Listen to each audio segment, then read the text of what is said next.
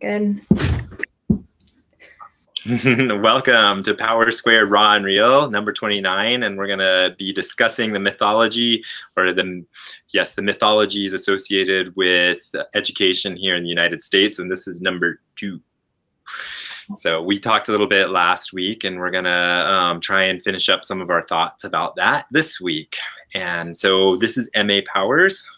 And I'm JL Powers. And I'm going to go back to our old introduction so people know who we are. If you've just jumped into listening to us, we are the fantastic sibling duo behind the young adult series Broken Circle.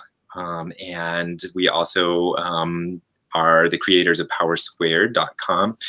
And so let's get into it today. Great. Well, last week we talked about, we kind of meandered for 20 minutes through. And had a lot of interruptions. Yeah, so we had a lot of interruptions from your kids. Yeah. So, I mean, I think we're going to talk about the education system, and we're going to try and clean up some of our thoughts, and maybe we won't have as many interruptions from kids this week. Last week we're trying to explore a little bit about some of the problems with the American education system, which have led us to homeschool, both of us separately. And also, we explored a little bit the cult of personality that seems to be the driving force behind so much of successful education, and also some of the problems with education in the American education system. And you also posed a really interesting question last week that we never really answered, which is whether the American education system helps to solve or create some of the learning disabilities that we see. So I think I'll start off by asking you to talk a little bit about your thoughts on that, and then we'll try and touch on all of these things. Sure. I think I have 2 thoughts that are a bit incongruous about this idea of does the American education system potentially solve or create learning disabilities in children, and I think, like all things, it's a bit of both. And the reason why I say it helps solve is I think there's been a lot of research that has gone into finding children with disabilities, right? And you can agree or disagree with that, but in my case, there are true disabilities that that children have out there that a lot of times in the past would have just fallen through the cracks. And of course, the only way they would have found them was through the educational system. I think when we were being homeschooled in the 80s, there was quite a few people who started homeschooling specifically because their kids did have some sort of difficulty in school, and it probably had to do with a learning disability that wasn't being adequately addressed. And so they were taking their children out of the school system to give them a better chance and a better education. And that makes a lot of sense. A lot of work has been done, and I'm not going to argue with some of that work. Some of it's been great research done on disabilities, and so the school system does in fact help find children with disabilities and is trying to address those problems. So with that said, and some problems need experts, right? No problem is usually in isolation, and often problems, education problems, I think, are can often be a holistic problem that extends beyond just, say, hyperactivity disorder or something like that, right? Because there's often family issues that make these things difficult, all right? And you need professional help with some of this. That goes even beyond the school systems, but sometimes they find them, and sometimes they can help address, and many times they have experts who can help address one particular aspect of that learning disability. On the other hand, I also feel like our school system is set up for a very specific type of person or child, right? And these children are good at sitting still in general, good at listening and following orders, and are good at reproducing things. These are all skills that are necessary to excel in our particular system. And they also, I think there are a lot of children who excel because they have a high tolerance for boredom, because they're getting what they're getting out of the educational system maybe beyond just learning, because the learning isn't enough, but they also get their self-worth from it, or something else from it, right? This happens with everybody. So this is not something weird. This is not something special. Often we do things not just to accomplish that one thing. We do it for a wide variety of reasons that include our own self-satisfaction, or feeling self-satisfied because other people are satisfied with us, etc., right? And children are no different. They are complex people. On the flip side of it, I think there are a lot of children who may end up being actually disliking education highly, not because they couldn't excel at it, but because they are bad at living in the system that we call our education system. There are kids who might be very bright, and I know they try and address that too with these accelerated programs, yada, yada, yada, but I'm not sure that it's really, sometimes kids just need to not really be in school until they're older, and not be sitting there listening to people until they're older, because there's absolutely no connection in their mind between what they're trying to do in school and any kind of, like, this has any relevance to me whatsoever. So you're continually like beating them to try and learn stuff that has no relevance, and they have no emotional capacity to take it in. And yet by law, they must be there. They must be in school, and the teacher must keep them under control, because if they don't, the other kids will not be able, who do excel in that system, will struggle, because there's these kids who just are not doing well, and that not doing well may be a problem with the system, not the child. Does that make sense? And so the learning disability comes from the system, not from the child per se. Yeah, I mean, I think, I don't really know the answer to this, but there might be some way of distinguishing between real learning disabilities versus disabilities that are, acquired or specific to a particular situation, that are situational, right? Or that might occur within someone's lifetime for a brief amount of time, but then they grow out of it if they aren't pushed too hard within the system. Sure. I'm getting feedback. I'm sorry. It makes it hard to talk. I bet. So I think I'll ask you a real quick question then about that, because I think it's better for you to talk, since the feedback's happening when I talk, not when you talk. And that is, what were your thoughts on the cult of personality that we brought up? Yeah, last week.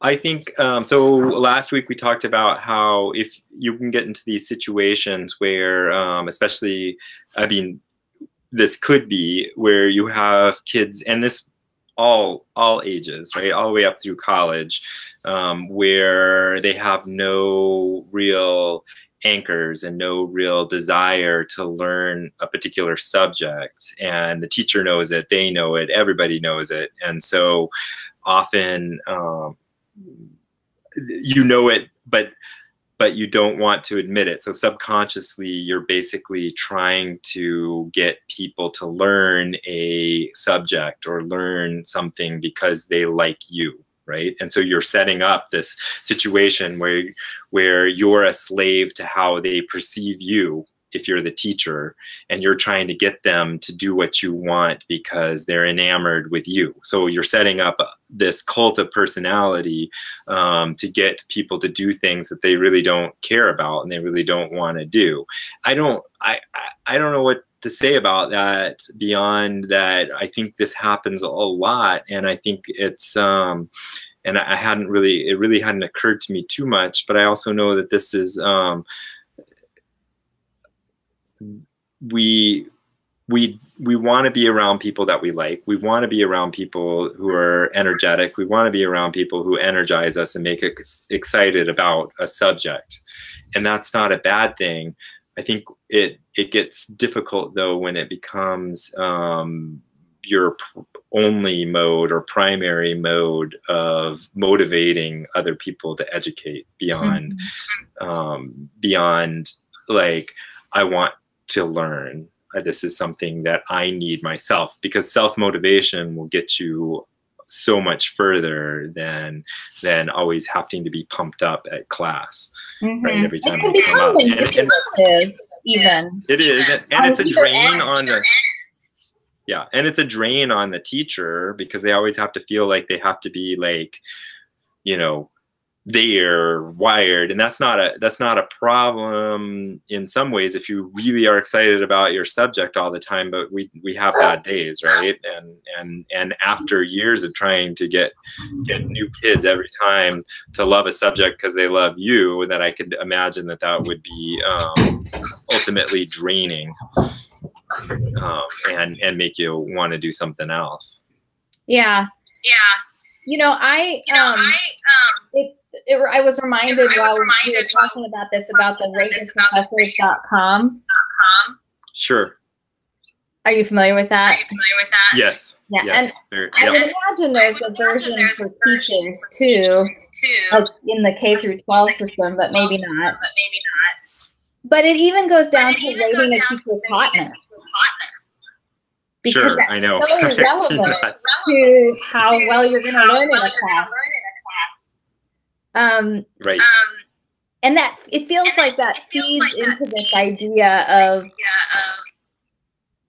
I mean, evaluation's a good thing, and being able to evaluate your teachers, and it provides a public forum for evaluating your teachers. So not arguing about that, but it also does become a little bit of a popularity contest. Are you hearing the feedback? No, but it's causing us to go from one picture to the next, just back and just like bloop, bloop, bloop, bloop, bloop. So I'm like, I hope anybody who's watching this isn't getting totally sick. But yeah, I hear what you're saying about you know, about this where you feel like your job isn't just there. You're not just there to educate, because the kids are taught that it's not just about education, right? And so they're rating you not just about, am I learning well? They're rating about how they feel when they're at your class, right? And so you're always trying to make them feel good about being there subconsciously, I think, and that is that's difficult. And I think eventually there will be we're in a pendulum right now where we've just come up with this cool new thing where we're able to rate people easily, right, online. And so we're way on this end and rate restaurants and rate servers and rate everything. But we're coming to the realization that the only people who do that, who rate things, are either irate about something and really hate it, or they absolutely love it. And so you're always now, I mean, it's just like almost all the time you take most of what people say with a huge grain of salt, being like, well, this product, they just got this product and they absolutely love it, but that means nothing because they just got this product and they're excited because they spent money. Right? That's basically what it is. It has nothing to do with whether the product's going to last them a year or not. Or you get, you know, people who are like, I gave this a you know, I would give this a 0 star if I could, but it's a 1 star because the technician was rude to me when I couldn't set it up correctly, right? And it has nothing to do with whether you personally would have a hard time with it. So, and I think that the ratings of professors are very similar to that, in that you'll either get irate people who hated the class because they didn't get what they wanted for whatever reason, or they didn't feel good, or they absolutely love you with these ratings because you just happened to hit their buttons, whatever that happened to be. And it may not be, we need a better system. We can use that data, but we need a system beyond that. And there's one of our kids. That's mine. Right. I will say this, but unfortunately it's echoing a lot, so hopefully people can stay with me. But this makes me think about a larger trend in society that has nothing to do with education, but it has to do with basing our self-worth on other people's opinions of ourselves. That may have to do with our physical appearance, or whether they like our personality or whatever. But I think we do have, yeah. Sorry. It keeps on going back and forth. That's because it's echoing from your end. Like it's repeating. On my end, I'm plugged in. I'm sorry. Yeah. I can't hear the echo. Yeah, everything I say gets repeated from your end back. Oh, bummer. I'm not really sure why. But what I was starting to say was that this speaks to larger social issues in our culture, which have to do with how we base our self-worth on how other people view us. Sure. Our physical attractiveness, or our personalities, or the posts that we place on Facebook, etc.